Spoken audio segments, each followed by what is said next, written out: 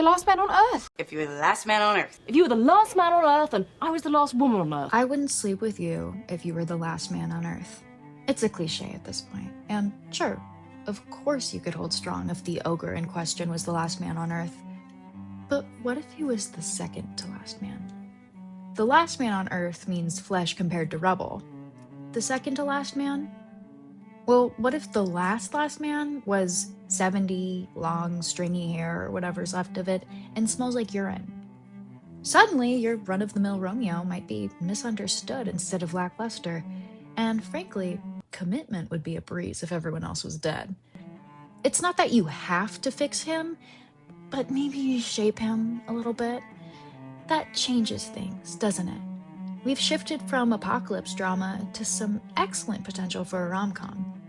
But now let's expand our options tenfold. That is 20 men. Are we allowed to count women? I know I can. Can we expand those numbers to the same degree?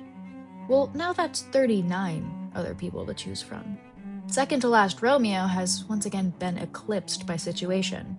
Now let's expand again, taking into account that the larger cities in the US have a population of about 600,000.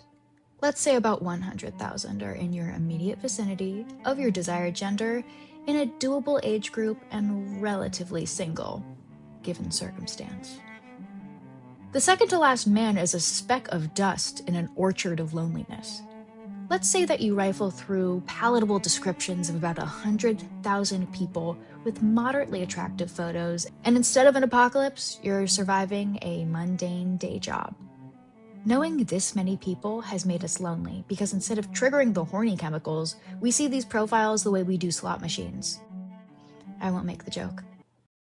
Slot machines, I'm sorry, I'm not perfect. The point is, there are real-life publications that exist outside of Snapchat news that are reporting on how little Gen Z is doing it. These are coming out in the midst of a war, for the record. That is how notable it is. Am I falling victim to nostalgia goggles when I say dating used to feel simpler? When your options only existed right in front of you, it was so much easier to make a definitive choice. The age of e-dating has us on a quest for the perfect person, and no one will ever fully match up to that. So matches feel more like collectibles than they do opportunity. This is surplus-inducing choice paralysis, and the only people having children are pretty much any woman I went to rehab with as a teenager. Am I just a fucking loser, or is something weird going on? Everything feels so transactional, probably because it is. I'm tired. I live in Los Angeles. My last person on Earth is dwarfed by the prospect of millions. I have encountered some of the most beautiful and amoral individuals this city has to offer, and I just can't do it anymore. Sometimes I wish the options were reduced enough that I could comfortably choose the second to last man on Earth. But I'm shallow and afraid of commitment, and apparently so is everyone else. So what now?